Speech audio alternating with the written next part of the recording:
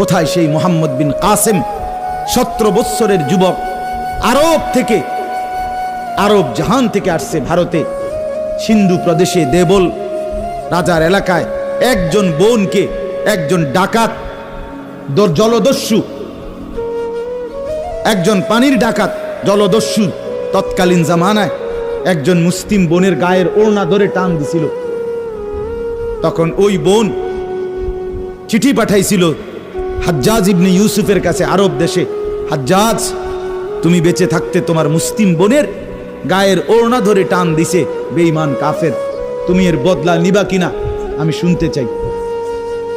হাজ্জাজ ইবনে ইউসুফ আমরা কিতাবে পড়ছি এরকম চেয়ার ছেড়ে লাফ দিয়া দাঁড়াইয়া চিৎকার দিয়া বলছে, বোন আমার, গোটা আরবের সমস্ত মুসলমান যুবক প্রয়োজনে জান দিবে, আরবের সমস্ত যুবকের কলিজা যাবে, জান দেবে, শাহাদাত বরণ করবে প্রয়োজনে, তবু আমি তোমার এই বেইজ্জতির বদলা নেব। 3 বার সেনাবাহিনী পাঠাইছে সে, 3 বার, প্রথম 2 বার পরাজিত হইছে মুসলিম বাহিনী, তৃতীয়বারে নিজের একমাত্র মেয়ের জামাই মোহাম্মদ ইবনে কাসেম রাহমাতুল্লাহ আলাইহি, এই উনি ওনারে দিয়া এরপরে এই সিন্ধু দেবল রাজাকে পরাজিত করে ওই বোনকে জেলখানা থেকে উদ্ধার করছে এবং এই হিন্দু রাজার এলাকায় কালেমার পতাকা উড়াইয়া দিছে।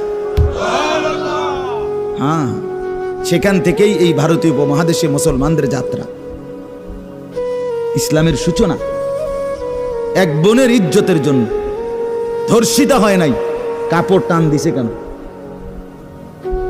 খলিফা মুতাসিম বিল্লাহ, এক ইহুদি খলিফা মুতাসিম বিল্লাহ, মুসলমানদের একজন খলিফার নাম উমাইয়া খলিফা, ওনার আমলে একজন মহিলা ইহুদিদের এলাকায় গেছিল, বাজারে পর্দানসীন বোরখাওয়ালা নারী, ওই ইহুদি, দুষ্ট এক ইহুদি ওই মহিলার পিছন দিক দিয়া, বোরকার পিছনে কৌশলে পিছন দিক দিয়া গোপনে এমন এক রশি টান দিস বাঁধছে, রশি বাঁধ দেওয়ার কারণে মহিলা যখন সামনের দিকে আগাইছে তখন এই রশির টান লাগাতে মহিলার বোরকা উঠে গেছে উপরের দিকে সামান্য, উনি পড়ে গেছে।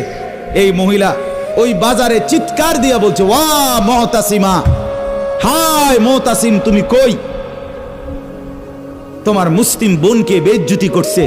সাথে সাথে খলিফা মুতাসিম বিল্লাহ পুরা বাহিনী নিয়ে আইসা ওই ইহুদি অঞ্চল পুরা জ্বালায় ফেলছে।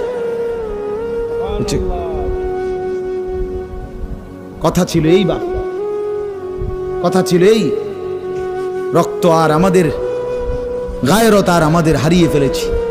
পরের মেয়ে দেখতে দেখতে, পরের নারী দেখতে দেখতে, টেলিভিশন দেখতে দেখতে, নিজের বিবি বাচ্চারও লাগাই দিছেন, নিজের ঘরে টেলিভিশন চাইতো, নিজেও বইয়া বইয়া সাদোয়ানে বেড়ি চান, টেলিভিশন চান, ফুতেও সারা রাত সারা দিন সমবয়সী ফুলানের লগে হাইটটা মোবাইলে ছবি চায়, তো সমাজ গড়বে কে?